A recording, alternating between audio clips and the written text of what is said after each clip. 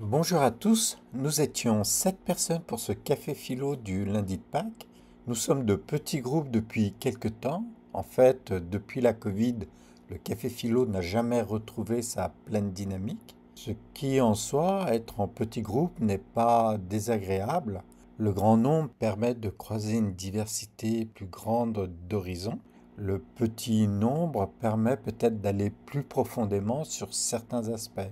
Mais c'est pour le dire rapidement, car la qualité des échanges au sein d'un groupe dépend de la qualité des écoutes et de la compréhension de chacun des membres à l'égard de tous les autres. Et d'une certaine manière, même si nous sommes peu nombreux, le groupe n'est jamais tout à fait le même parce qu'il y a des nouveaux, si bien que sa dynamique est renouvelée chaque lundi. Bien, passons à notre sujet.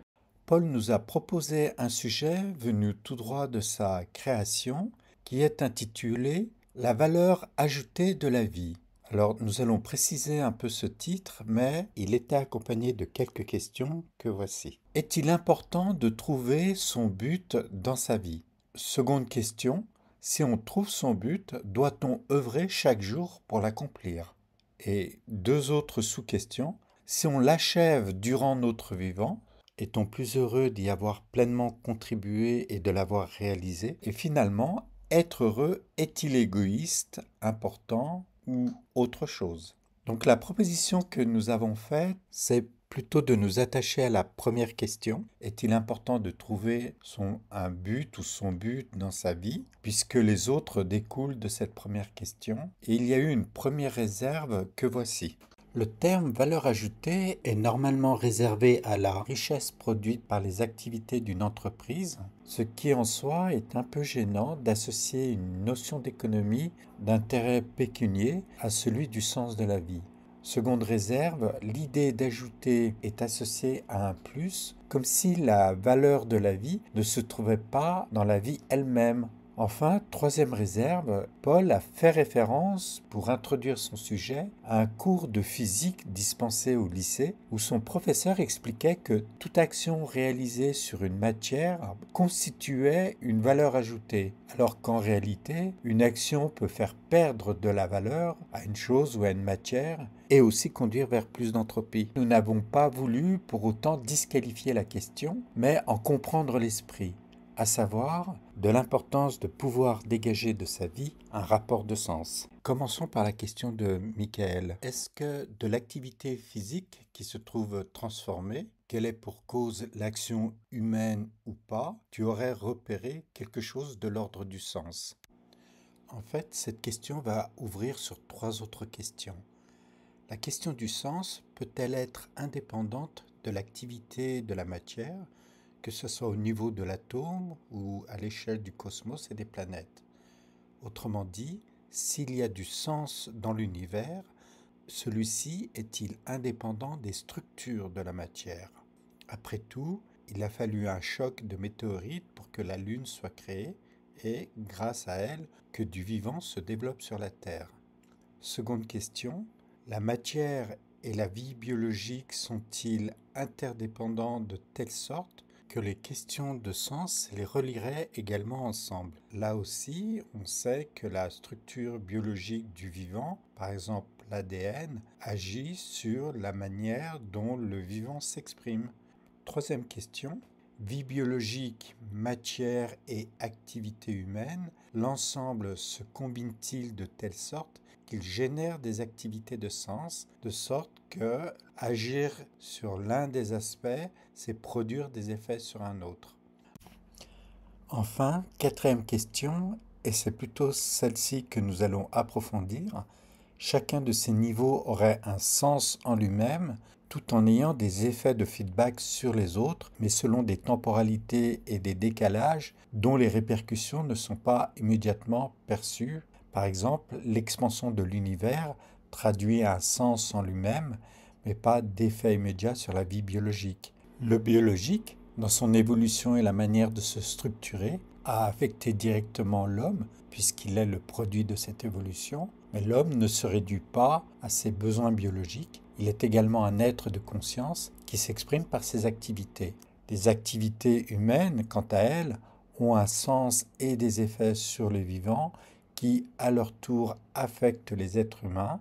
C'est typiquement les effets de la pollution, les atteintes à la biodiversité, mais, et c'est cette quatrième question qu'il nous faut préciser, c'est la manière dont l'être humain pense le sens qu'il affecte prioritairement, lui, les autres, et sa manière de se coordonner avec ses semblables et avec le vivant en général. Dans la suite du débat, nous avons abordé d'autres questions, comme celle de la mort, qui est centrale, c'est-à-dire à partir de laquelle les êtres humains tendent à se questionner sur le sens de la vie, ou au contraire à occulter ce questionnement pour se protéger de l'angoisse de la mort. Il y a eu la question du plaisir, qui est comme un envers de la mort, profitons-en avant qu'elle ne nous frappe. Bien entendu, à vouloir organiser sa vie autour des plaisirs, de quelle manière cela va-t-il en définir le sens?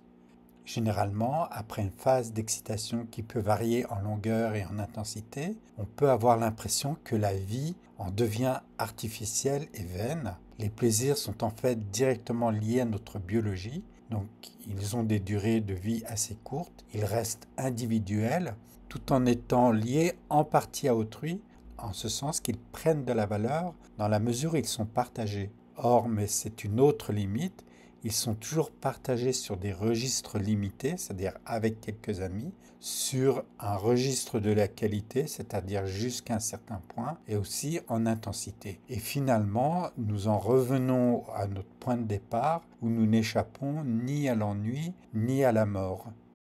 Enfin, nous avons parlé d'histoire. Tirons-nous des leçons de l'histoire? De façon générale, si nous répondons rapidement, non. Les guerres et les atrocités semblent se répéter. L'histoire par elle-même n'implique pas d'évolution. Mais d'un autre côté, les grandes organisations internationales, tout aussi imparfaites et corrompues qu'elles soient aujourd'hui, sont nées en réponse à une histoire, notamment à celle des guerres mondiales. Donc, bien entendu que nous pouvons tirer des leçons de l'histoire, et il conviendrait de le faire par rapport aux grandes organisations internationales aujourd'hui. Comment finissent-elles par se corrompre? Pour quelles raisons les grandes nations et le Conseil de sécurité de l'ONU ne s'empêchent-ils pas eux-mêmes de se faire la guerre? Comment finissent-ils par rompre les grands équilibres, par promouvoir des guerres plutôt que la paix? Donc nous pouvons tirer des leçons de l'histoire, cela dépend d'une manière de la concevoir et de la volonté des peuples, mais surtout de celle de leurs dirigeants à ne pas reproduire ce qu'ils ne souhaitent pas voir se reproduire. Mais nous n'avons pas développé ce thème plus avant. Il porte bien sur des valeurs, ce sont des valeurs de droit, de justice, et qui plus est sur un plan international, mais elles sont moins liées à des valeurs en soi, par rapport à un but que l'on pourrait se fixer, alors même qu'il peut y avoir des liens à faire entre les valeurs en soi et celles qui peuvent être pensées sur un plan anthropologique et universel via ce qu'on appelle des constantes anthropologiques. Parmi ces différents angles, il y a l'angle de la subjectivité qui consiste à ressentir des choses, à entrer en dialogue avec soi et à pouvoir apprécier jusqu'à quel point nous nous accordons avec ce que nous ressentons. C'est grosso modo l'angle de la phénoménologie, c'est-à-dire des choses telles qu'elles nous apparaissent et de la façon dont nous les apprécions et les pensons. Et il y a l'autre angle, celui de l'objectivité, qui est une approche empirique et par laquelle on se donne les moyens de mesurer et de quantifier ce que nous observons. Mais dans les deux cas, nous ne sortons pas absolument de la subjectivité, puisque c'est toujours à partir de soi que nous observons les choses, soit en direction de notre appréciation personnelle, soit en direction d'une extériorité, mais qui sera toujours limitée à l'expérience que nous avons, aux appareils de mesure dont nous disposons et à une quantité d'informations que nous avons pu récolter. Dans tous les cas, on peut observer une tendance à ne vouloir s'en tenir qu'à soi-même, aux convictions que l'on construit dans son intériorité, tout en bricolant ce que l'on peut prendre des discours provenant du religieux, de la science, du politique, ou encore de tout ce que l'on entend autour de soi et sur les réseaux. Deux choses ressortent. C'est une totale disparité des consciences, en ce sens que chacun se bricole lui-même son individualité, ce qui tend à isoler l'être en lui-même et à fragiliser nos relations, car la valeur, le sens et l'expérience du partage se perdent en même temps que se perd ce qui nous est commun. Chacun devient comme étranger autant aux autres qu'à lui-même en finalité. L'autre chose qui se perd ou qui probablement se révèle par son manque, c'est l'absence de valeur de transcendance pour éprouver tout à la fois nos limites, nos affects, le sentiment que l'on a de notre être et de la conscience que nous en avons dans le dépassement de notre individualité. C'est-à-dire, en même temps que le commun se perd dans le partage, il se perd également dans la possibilité qui nous est donnée de nous dépasser. Nous n'avons plus d'horizon commun, ni intérieur, ni extérieur, d'où le repli dans lequel aujourd'hui chacun tente de s'y retrouver.